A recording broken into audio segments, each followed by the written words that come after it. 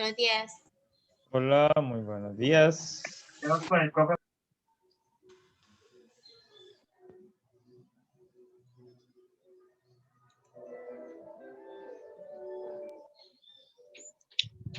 Buenos días, ¿cómo amanece? Bien. Elías, ¿cómo estás? Bien, gracias a Dios, profe.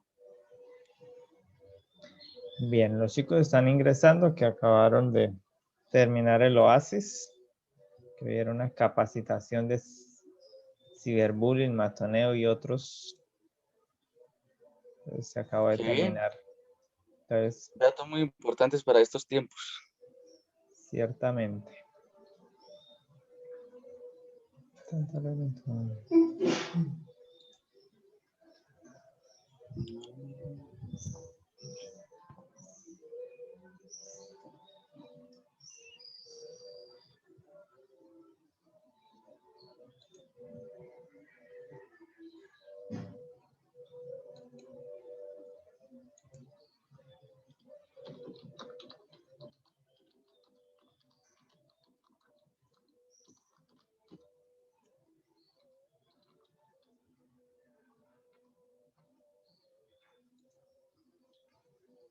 Alexa.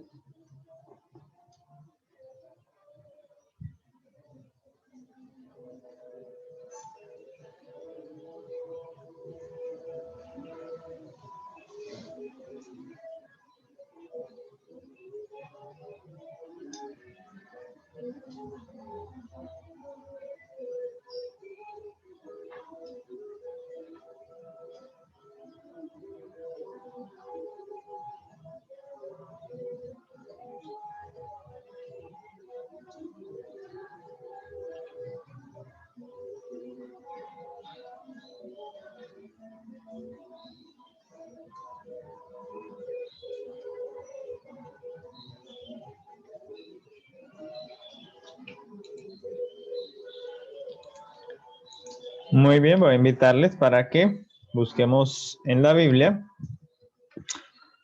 el capítulo 12 del Evangelio de Juan.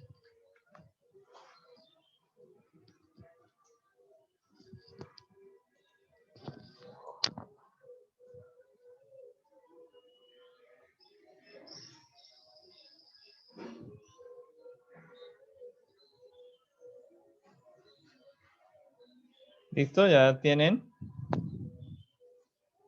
San Juan capítulo 12.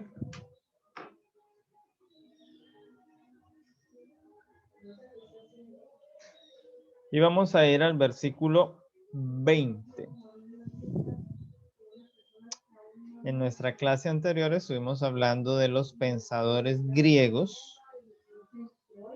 Y hoy queremos iniciar la siguiente parte. Pero antes de ir a esa parte queremos referirnos a este pasaje de la Escritura, donde Jesús tiene contacto con algunos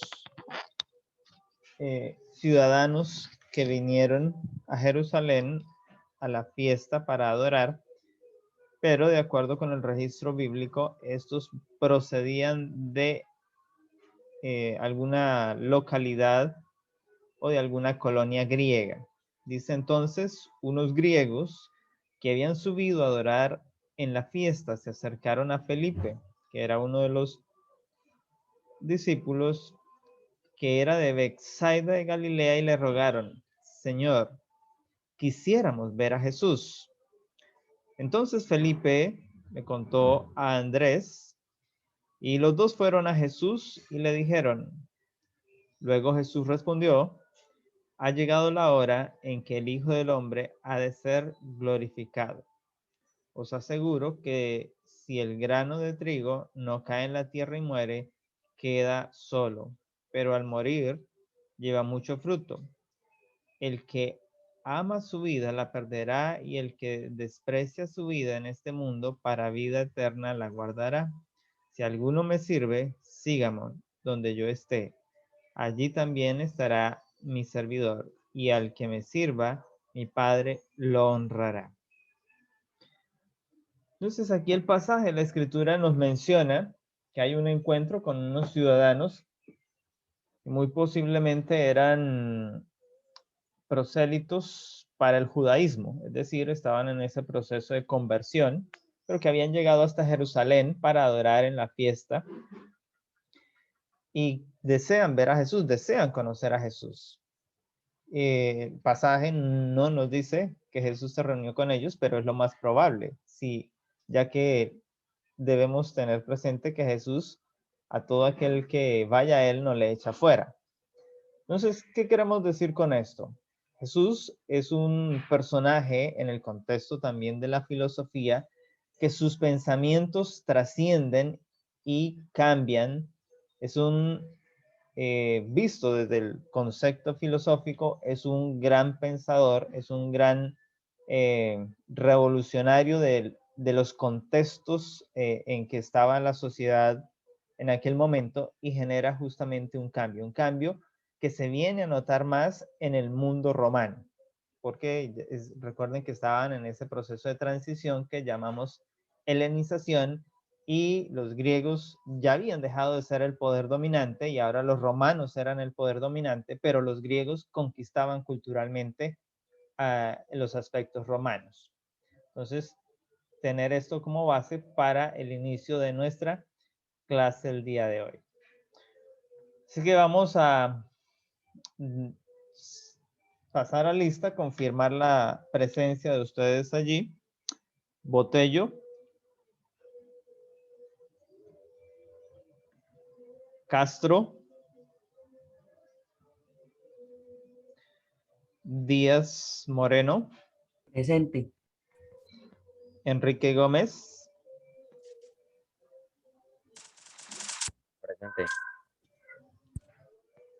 García Santos. Presente. Gómez Ariza. Presente. Jiménez Sánchez. Presente. Leal Ramírez. Monterrey Cruz. Presente. Ortega Galvis. Presente. Rincón Castellanos. Presente.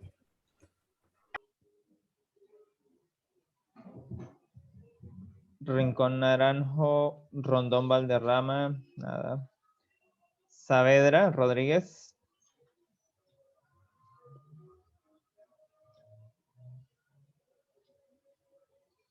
Saavedra Rodríguez.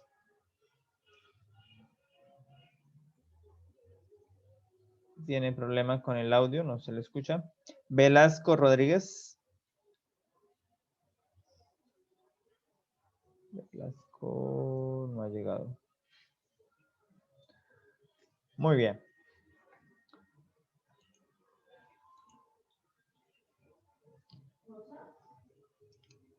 El tiempo en que vamos a estudiar alrededor de los pensadores griegos y que ya son, hoy estaremos hablando justamente de los pensadores romanos, eran tiempos convulsionados, tiempos donde habían mucho cambio también, así que podríamos describirlo que aquellos días eran semejantes a los días que vive hoy el mundo, donde están habiendo cambios, donde hay situaciones que se modifican, donde hay nuevas políticas, donde hay obviamente el cambio de un emperador a otro emperador llevaba a nuevos perspectivas, tenemos dentro del Imperio Romano que hay emperadores que fueron severamente perseguidores de la iglesia cristiana, de los primeros cristianos. Entonces, todos esos contextos son los elementos en los cuales se construyen estos pensadores que están allí. Y lo que habíamos visto o trabajado en el periodo de la helenización.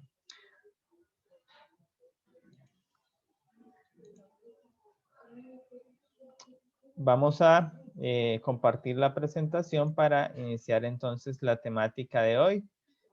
Y igual que la clase anterior, entonces nuestro compañero Elías va a estar orientándonos algunos procesos de esta parte.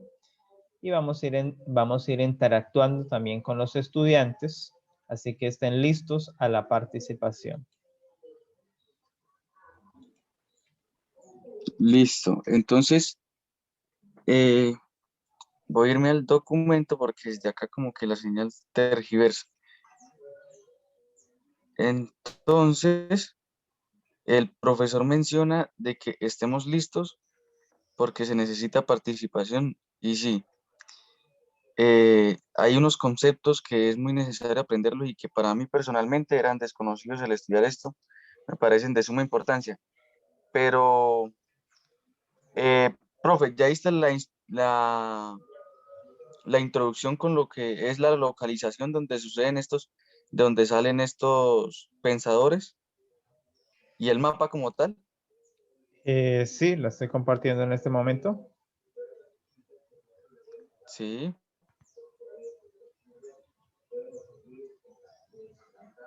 Muy bien, entonces aquí tenemos lo que se conoce en la historia clásica como el mundo latino. El mundo latino es la región donde nace la cultura romana. Y la cultura romana tiene una fusión entre el mundo latino, que es lo que está en torno a Roma, los etruscos, que son unos pueblos que llegaron y se asentaron hacia el norte de Roma, y vimos hacia el sur. Entonces ya vimos en el tema anterior que estaban los griegos, las colonias griegas. Todas estas empezaron a crecer y hacen una fusión finalmente de lo que es las culturas, y se produce ese memetismo cultural, pero predomina culturalmente el contexto griego, es el más fuerte dentro del contexto romano. Los romanos fueron potencialmente un pueblo que se hace fuerte militarmente, así que por eso empieza a crecer Roma y empieza a contrarrestar contra los pueblos vecinos, y obviamente el pueblo vecino más cercano pues era Grecia, y entonces termina dominándolo, termina subyugándolo, y allí entonces viene el nacimiento de lo que conocemos como el Imperio Romano. Ese imperio, recordar, es un imperio basado en el poder militar. El ejército romano era la clave y el César era el que estaba allí. El idioma es el latín, así que ese es el idioma predominante. Sin embargo, usted ve que para el tiempo de Jesús, el idioma que era el idioma universal todavía era el idioma griego. Era el idioma de los cultos, de la gente educada.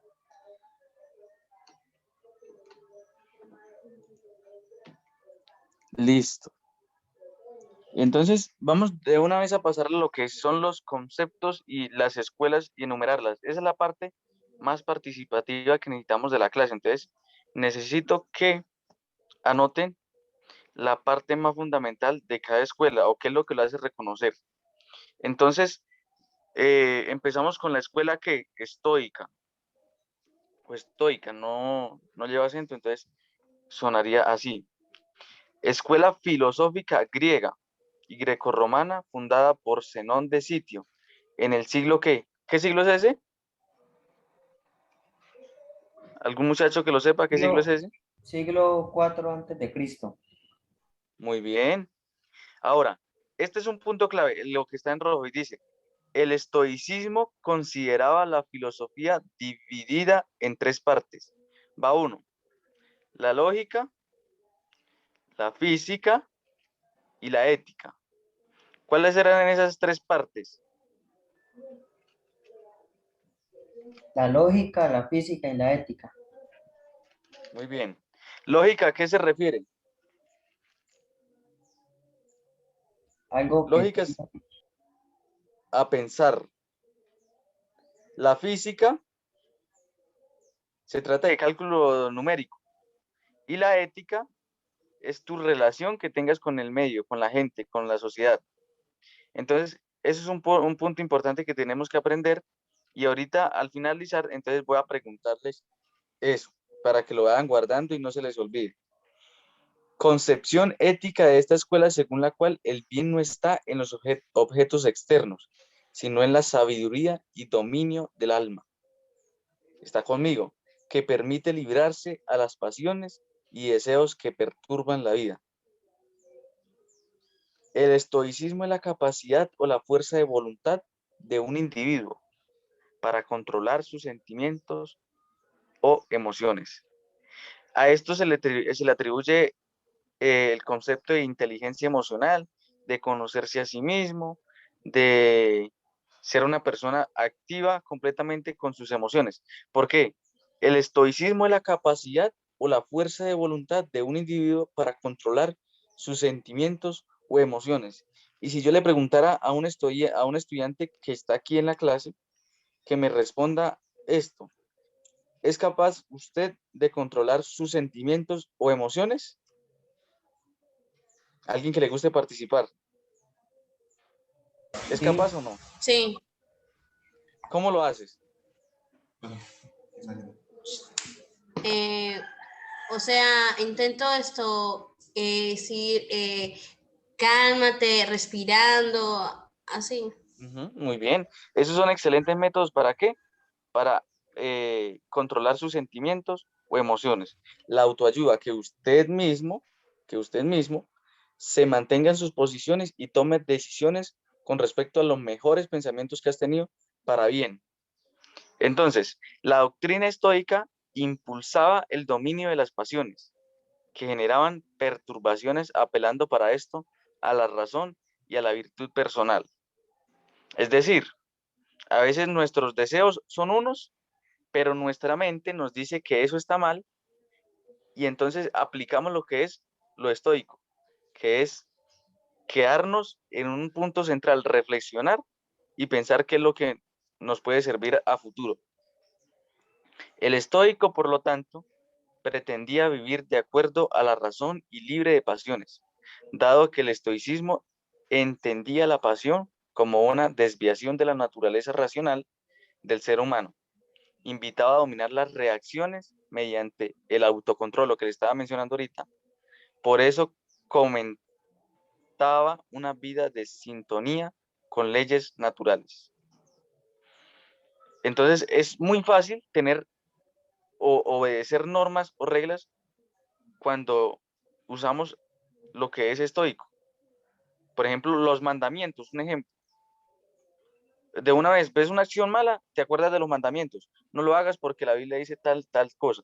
De una lo vas a usar ahí. Y no lo haces porque simplemente es un principio como tal y es un autoconocimiento que te tienes. Listo, seguimos para la siguiente. Entonces, alguien que ya me defina en qué se trata lo estoico o la escuela estoica. ¿Alguien que lo haya entendido?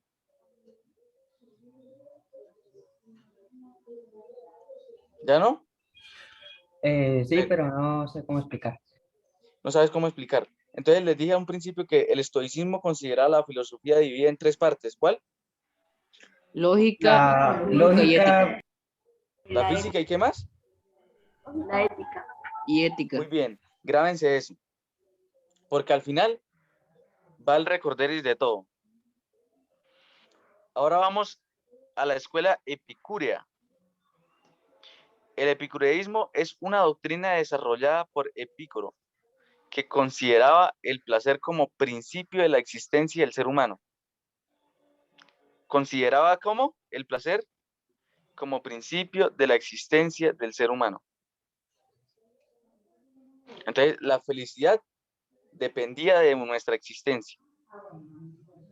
Entonces, ese parecía que era un hombre muy, con muy buen sentido del humor, muy cómico, muy extrovertido, en fin. De acuerdo a este filósofo griego, del 341 a.C. al 270 a.C., la búsqueda del bienestar de la mente y del cuerpo debe ser el objetivo de las personas, según él. O sea, que si me apasiona, que si estando haciendo esta acción, por ejemplo, ir a tomar, me apasiona, entonces es el objetivo de mi vida. O sea, que estaría viviendo así. Entonces, parece como muy liberal esa escuela. Según el epicureísmo, los placeres deben ser tanto espirituales como físicos. Esta felicidad también se asocia a la ausencia de turbaciones y de dolor. O sea, con mi felicidad podría ignorar lo que se llama tristeza, agonía, dolores, situaciones difíciles. De este modo se alcanza un equilibrio entre cuerpo y mente que brinda paz. Entonces, él tenía un autocontrol incluso más grande que lo que estamos trabajando en estoicismo, que es tomárselo todo como no tomarse nada personal y seguir la vida intentando hacer feliz. Pero, o sea, la felicidad también tiene ciertos paradigmas. En cuanto a mi posición, diría que hay que nivelar lo que se llama placer con temas físicos. De este modo se alcanza un equilibrio entre cuerpo-mente que brinda paz. Los epicúreos se orientan a la autosuficiencia. ¿A qué se les viene ese concepto autosuficiencia? ¿Quién sabe qué es eso? ¿O qué piensan sobre autosuficiencia? Que solo con él le basta. O con cada Ujú. persona. ¿Sí? Básicamente cuando usted o sea, yo, me creo suficiente. Entonces, que si llega una situación difícil, yo voy a ser suficiente, más suficiente que esa situación, y voy a hacer que esa situación cambie porque yo tengo que ser feliz. O sea, hacer una exigencia completamente buena. La autosuficiencia es buena hasta cierto límite, porque muchas veces ya sonaría prepotente o orgulloso. Aunque también defienden el valor de la amistad. Y saber aprender a hacer amigos no es fácil. A diferencia de los hedonistas que se centraban en el cuerpo, pretenden alcanzar la plenitud física, intelectual y emocional. Entonces, yo diría que, no sé si ustedes han visto películas o han escuchado de las personas que hacen rituales de manera como en una oratoria o un ritual que los eleva, que los hace llegar a ser suficientes. No me acuerdo cómo es que se llama eso, si alguien se acuerda, que ponen una posición en el cuerpo, cruzan las piernas, los dedos y cierran los ojos y se concentran. ¿Cómo se llama eso? ¿Yoga? ¿Yoga? ¿Yoga? Esa cuestión. Sí, ¿Yoga? muy similar Meditar. a eso. Entonces, pretenden alcanzar la plenitud física, intelectual y emocional. Y ahora, otro participante que me diga cuál era el objetivo principal de la escuela epicúrea.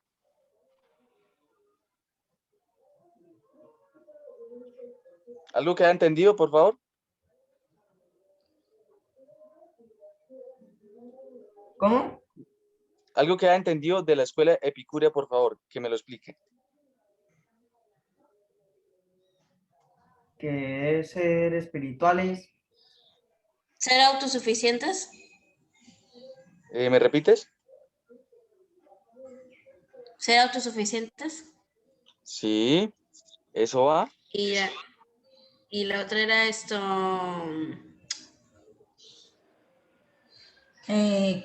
Sentirse plenos con sus gustos. Sí. Anoten esa parte. Consideraba el placer como principio de la existencia del ser humano. La autosuficiencia. Entonces, ya saben, ya tienen un argumento cómo responderme ahorita. De la escuela epicúrea. Entonces, anotan siempre el título o el subtítulo para que no vayan a perder el objetivo, después no sepan de cuál es que le estoy preguntando y me den una respuesta diferente. Vamos a la siguiente. Escuela ecléctica. En el terreno específico de la filosofía, los eclécticos son quienes buscan la conciliación entre doctrinas de múltiples sistemas, rescatando aquellas que les resultan más verosímiles o acertadas. El eclecticismo filosófico surgió en la antigua Grecia, a partir de la selección de concepciones de varias escuelas, armonizándolas de manera coherente. El eclecticismo es una escuela filosófica que se caracteriza por no sujetarse a paradigmas ni axiomas determinados. Ahora viene lo que me van a responder después. Ojo y oído a esto y sépanlo analizar. Los eclécticos escogen los puntos de vista. ¿Escogen los puntos de qué? De vista. Ideas y valoraciones filosóficas. ¿Qué son valoraciones? Valoraciones es analizar el concepto, es hacer una comparación para ver si me sirve o no. Entonces, ideas y valoraciones filosóficas entre las demás escuelas conforme a criterios determinados. Era una escuela demasiado estudiosa. Analizaba el comportamiento de las otras escuelas, los pensamientos, recopilaba lo bueno para de esa manera hacerlo más digno en una definición. Los pensadores eclécticos, por lo tanto, no se ataban a un paradigma, sino que recurrían a diversas teorías para profundizar su comprensión o reflexión sobre un determinado tema. Este también es un tema muy importante. Escúchenlo bien, no se ataban a un paradigma, o sea, no se fijaban únicamente en ellos, que como tal, nosotros somos la escuela, nosotros vamos a ser los pensadores, nosotros sacamos nuestra ideología como los otros lo hacían, y de ese modo se hacían reconocer. No, estos recopilaban información de las demás escuelas para profundizar su comprensión o reflexión sobre un determinado tema. De ese modo sacaban el estudio, es decir, como si hoy en día se hiciera una tesis de grado, se recopila toda la información posible y de este modo se hace la investigación y se llega a una determinada situación o punto de vista. En este marco solían sintetizar los pensamientos de distintas corrientes.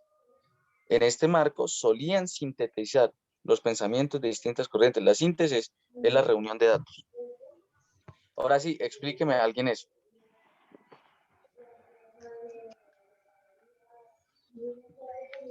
¿Alguno que me dé alguna idea de esta, de la escuela ecléctica? Escogían los puntos de vista de ellos, los propios puntos de vista, ideas y valoraciones Sí. filosóficas. Esto, no se ataban a una paradigma, sino que tenían varias teorías. Sí, para profundizar comprensión, reflexión sobre un determinado tema, recopilación de datos para llegar a una información certera. Listo. Eso en cuanto a la escuela ecléctica. Escuela sincretista. Vamos para la siguiente. Escuela sincretista. Esta es la última. Luego de eso, el profesor le va a preguntar al que él desee un concepto sobre esta escuela. Listo. Entonces, para que estén preparados, ya estaban advertidos. Se conoce como sincretismo.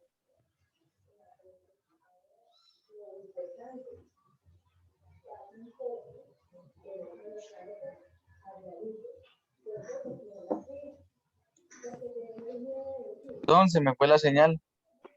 Ya le Voy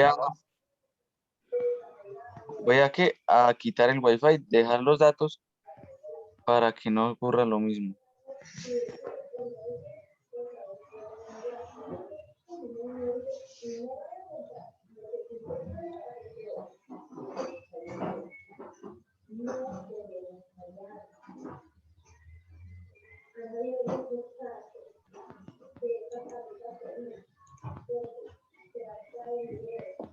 Quedamos en escuela sincretista, ¿verdad, profe? Sí, señor. Bueno, muchachos, es la última. Se conoce como sincretismo a la conciliación de distintas doctrinas o posturas. El sincretismo, de este modo, implica la fusión de diferentes elementos en uniones que, en ocasiones, carecen de una coherencia interna. La reunión de datos cristológicos. Vamos a saber más sobre esto. Es posible encontrar el sincretismo en diversos ámbitos. El sincretismo cultural, por ejemplo, es el resultado del proceso que se lleva a cabo cuando dos o más pueblos entran en contacto y sus tradiciones comienzan a mezclarse. Los vínculos entre diferentes comunidades también pueden derivar en el sincretismo religioso. Este proceso suele desarrollarse de forma espontánea cuando dos religiones intentan convivir de manera armoniosa con una misma comunidad. El sincretismo religioso podría advertirse antes de que llegue la unión de cierta población. Se puede advertir de que posiblemente no van a llegar a una coherencia porque creen en diferentes religiones y porque sus ideologías o convicciones los hacen creer de una manera estricta en un grupo que cree simultáneamente en Jesucristo como Hijo de Dios y en las divinidades romanas. Quiero hacerle un énfasis, pues como medio paréntesis o ejemplo, en este tema. Recuerdo que a una hija de Jacob eh, la violaron, era una de las hijas menores, la violaron los vecinos de ese pueblo que se llama Betel, justamente era el nombre. Entonces llegaron a aplicar lo que era el sincretismo, porque hicieron una reunión en que llegarían a una coherencia en adorar al mismo Dios, en llegar a la misma ideología. Lamentablemente los hijos de Jacob tomaron represalia porque era la hermana, en fin, y fueron y después acabaron con toda la ciudad y ese no era el punto. Pero antes de que se llegue a una unión como tal, se debería concordar con la muchacha o con el que sea qué posibles problemas podrían haber a futuro. Entonces, yo quiero sacar una aplicación con tema al noviazgo, lo que ustedes van a tener con el tiempo. Ahorita no, porque yo sé que apenas van en noveno, pues no sé si algunos ya tienen novia. A veces a uno la edad le parece un tema bastante superficial, pero en el momento de su elección de pareja es muy bueno que se comuniquen, que hablen todo lo posible y que analicen estos temas. Por eso que la Biblia recomienda que, por favor, el yugo es igual, en fin, va abierto el tema, pero traten de focalizar como tal sus principios desde un comienzo, para que después no sea incoherente. Entonces, en este caso, usted estaría aplicando el sincretismo, advirtiendo las posibles consecuencias o los posibles puntos a favor. Entonces, profesor, llega el momento en que usted ya les puede preguntar a los muchachos. Muy bien, vamos entonces a preguntar. Ortega Linda, ¿está por ahí? ¿Sí? ¿Nos escucha? Hola. Sí, aquí estoy, profe. Bien, Linda. Entonces, dentro de esta escuela del sincretismo, es importante el sincretismo religioso. ¿Quiénes creían en Jesús en aquel momento de la historia?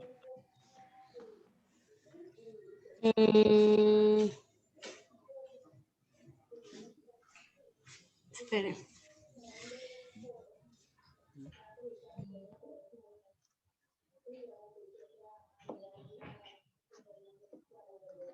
¿Quiénes creen en Jesús hoy? Los cristianos. Los cristianos son los mismos que han creído siempre en Jesús. Entonces, los cristianos que venían de Jerusalén no tenían este concepto del sincretismo, pero los nuevos conversos, los romanos y los griegos, sí se veían abocados al sincretismo. Entonces la pregunta, ahora para Gustavo. Enrique. ¿Me escucha?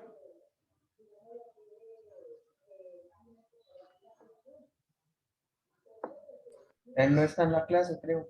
Perdió la señal. Entonces, Michael García.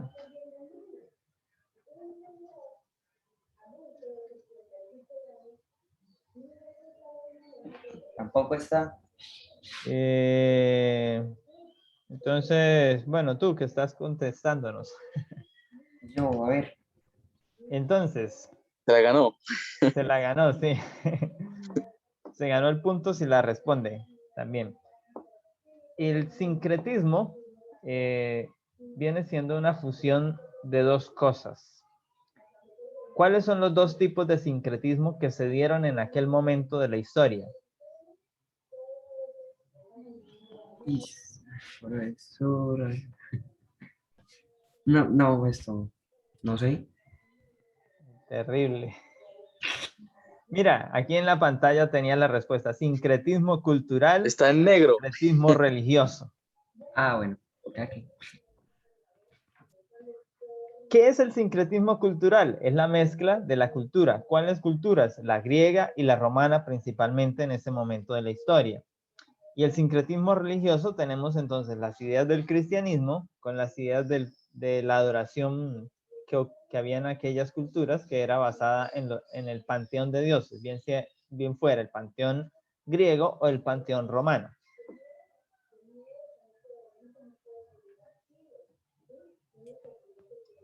Muy bien, vamos entonces a continuar con ahora los representantes, porque ya presentamos, o Elías ha presentado las 4 escuelas. Bueno, ¿quién nos menciona cuáles son las 4 escuelas? Así.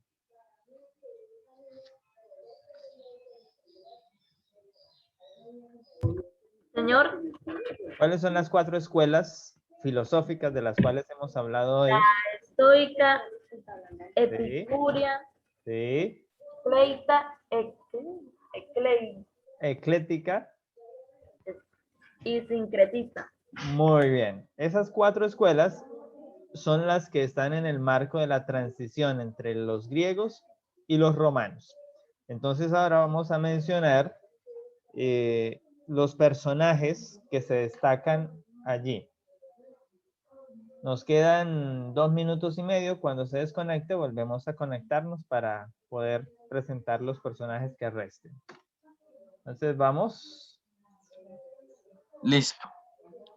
Vamos a el primer personaje, que es Panecio de Rodas. Va del año 185 a.C. a 110 a.C. Contexto histórico de él, filósofo griego, fue director de la escuela estoica. Contexto histórico no, biografía, que enlazó con el platonismo el equilibrio afectivo.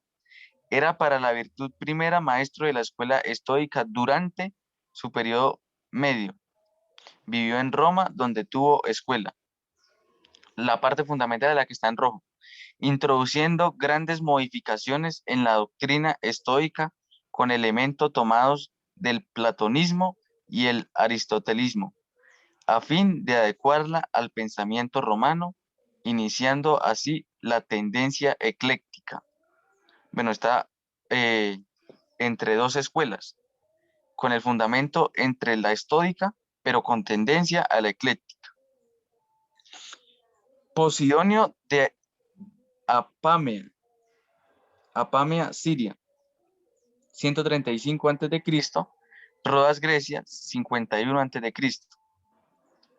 Filósofo o historiador griego, discípulo de estoico Panecio.